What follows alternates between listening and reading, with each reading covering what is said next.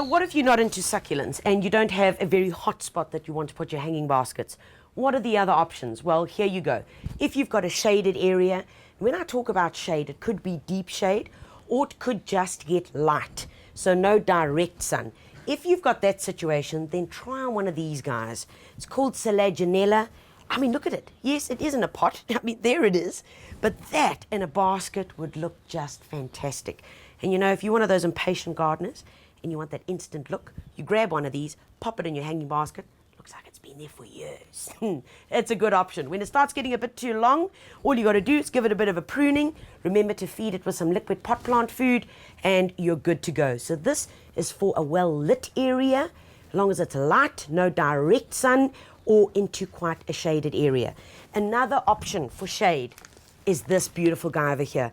This is called Ajuga burgundy glow. You can already see it's starting to do what we want it to do. Got lovely burgundy flecks in its leaf, gets a flower. That in a hanging basket is a great specimen.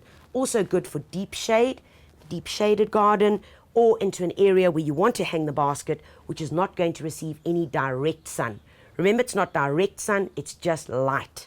Okay, so that's another cool option.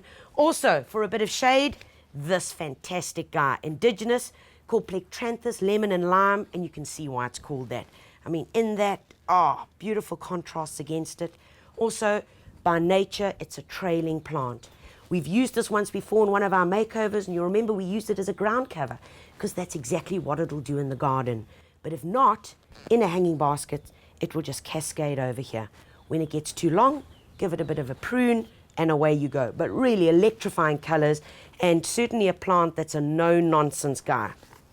And then if you've got a bit more sun, and you're wanting something permanent as well, then take a look at this. I mean, look at that flower. It's one of the new portulacas. It's double portulaca. Looks almost like a rose with the little yellow edges, bright pink in the inside. Portulaca is seriously tough. It's like no nonsense, gardening 101. I will battle to kill you. Lots of hot sun in this little basket. One plant will do the job absolutely fine.